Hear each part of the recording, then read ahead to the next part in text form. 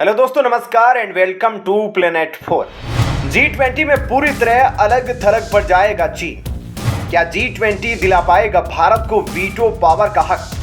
चीन नहीं, अमेरिका नहीं, ब्रिटेन है इस बार G20 में बड़ा खिलाड़ी। G20 करेगा पाकिस्तान का गेम ओवर। भारत लाएगा दुनिया में शांति।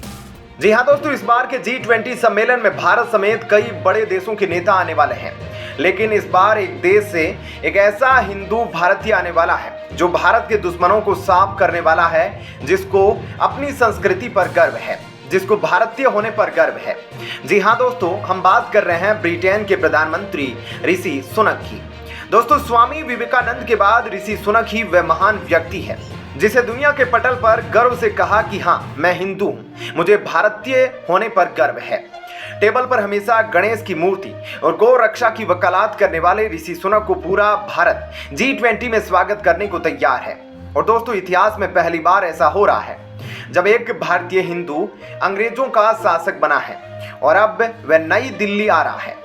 इससे पहले जब भी कोई ब्रिटिश महारानी भारत आती थी तो पूरे भारत को गुलाम के नजरिए से देखा जाता था, लेकिन ऋषि सुनक ने जबरदस्त तरीके से पासा पलट दिया है, क्योंकि वह बेशक से ब्रिटेन के पीएम हो सकते हैं, लेकिन उनको अपने धर्म और संस्कृति पर गर्व है।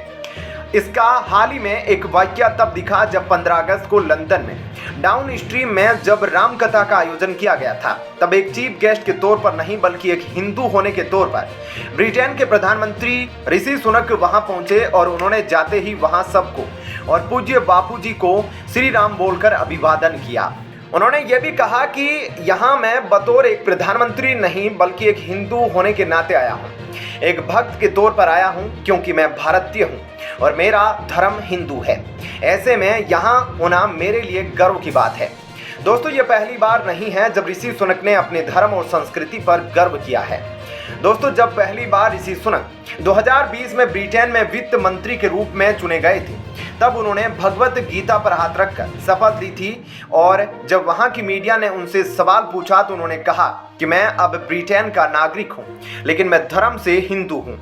भारत मेरी धार्मिक और सांस्कृतिक विरासत है और मैं गर्व से कह सकता हूं कि मैं एक हिंदू हूं और हिंदू होना ही मेरी पहचान है। बाइडेन या जिनपिंग नहीं बल्कि ऋषि सुनक होंगे G20 के सबसे बड़े महाबली।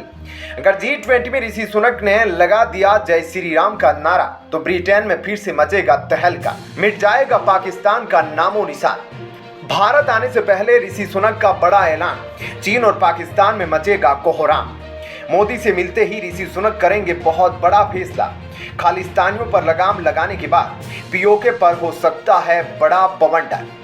मोदी से बात करके ऋषि सुनक अपने ट्रेड डील को जरूर फाइनल करना चाहेंगे। क्या भारत और ब्रिटेन मिलकर करने जा रहे हैं बहुत बड़ा रक्षा सौदा? जी हाँ दोस्तों, ब्रिटेन के प्रधानमंत्री ऋषि सुनक जब G20 दौरे पर आएंगे तब काफी बड़े ऐलान हो सकते हैं, क्योंकि जिस तरह से हाल ही में ब्रिटेन की सरकार भारत की बात मानते हुए खालिस्तानियों पर तगड़ा एक्शन लिया है, उसको देखते हुए भारत और ब्रिटेन के प्रधानमंत्री ऋषि सुनक मिलकर पाकिस्तान पर बड़ा धावा बोलने वाले हैं।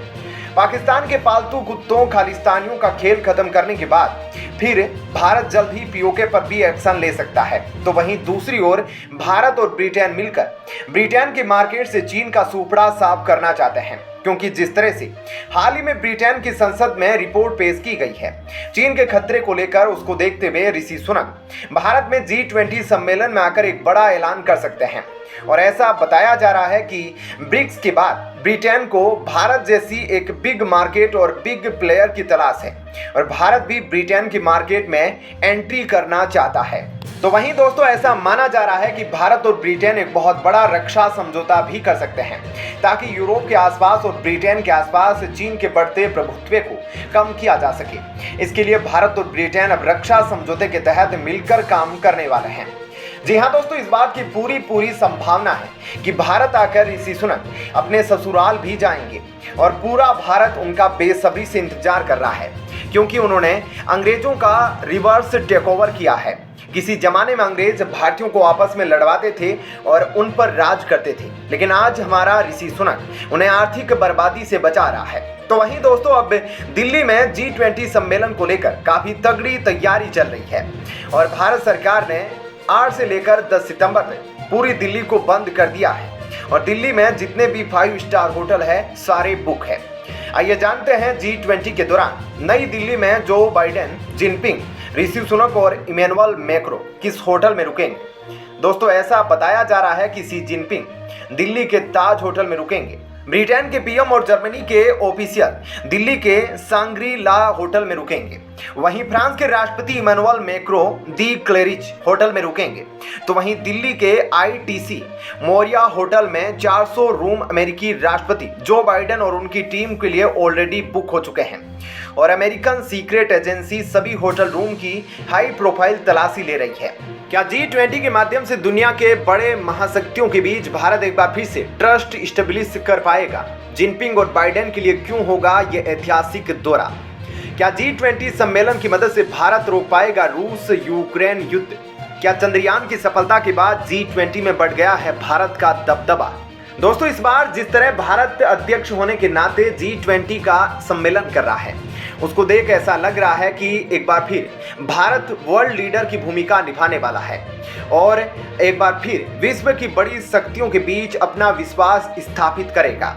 क्योंकि इस बार माना जा रहा है कि अमेरिकी राष्ट्रपति जो बाइडेन और चीन के राष्ट्रपति शी जिनपिंग आमने सामने होंगे। ऐसे में भारत एक वर्ल्ड लीडर के तौर पर रूस यूक्रेन युद्ध को खत्म करने पर अपनी भूमिका निभा सकता है। जिस तरह से भारत ने हाल ही में चंद्रयान मिशन पर सफलता पाई है, उसको देखते हुए अब एक पावरफुल कंट्री के रूप में न केवल सैन्य और आर्थिक रूप से बल्कि स्पेस टेक्नोलॉजी के मामले में भी भारत अब एक बड़ी महाशक्ति बन गया है। और यही कारण है कि अब रूस भी G20 के इस सम्मेलन में यह चाहता है कि भारत आगे जाकर रूस और यूक्रेन के बीच युद्ध विराम पर बात करे, क्योंकि दोनों ही देश भारत को एक मध्यस्थ के रूप में देखते हैं। जिस तरह से रूस और यूक्रेन युद्ध के कारण पूरी दुनिया एक बड़ी आर्थिक मंदी का सामना कर रही है और खाद्य वस्तुओं विशेषकर गेहूं की कमी का सामना कर रही है, उसको देखते हुए भारत G20 जैसे वैश्विक मंच का उपयोग एक वर्ल्ड लीडर के तौर पर विश्व में शांति स्थापित करने के लिए कर सकता है। और अब भारत की इसी लीडरशिप को देखते हुए और जिस तरह से भारत ने पिछले कुछ दशकों में विभिन्न क्षेत्रों में सैन्य से लेकर आर्थिक क्षेत्र में और स्पेस तकनीक में अपना एक नाम कमाया है, एक नई महाशक्ति बनकर उभरा है। ऐसे में एक बार फिर से संयुक्त राष्ट्र संघ ने अब मजबूर होते हुए कहा कि अब UNSC में बदलाव होना बहुत जरूरी है और संयुक्त राष्ट्र के अध्यक्ष भी यह कह चुके हैं कि समय की मांग है कि संयुक्त राष्ट्र सुरक्षा परिषद के स्थायी सदस्यों में बड़ा बदलाव होना चाहिए। जिस तरह से समय की मांग है, ऐसे में कुछ सदस्यों को जोड़ा जाना बहुत जरूरी है। उन्होंने आगे यहाँ तक कहा कि भारत एक वर्ल्ड लीडर के तौर पर एशिया और अफ्रीका में काफी माना जाता है। यही कारण है कि आज भारत जैसा देश, एक बड़ा देश 100% संयुक्त राष्ट्र संघ के स्थायी सदस्य बनने की सभी शर्तें पूरी करता है।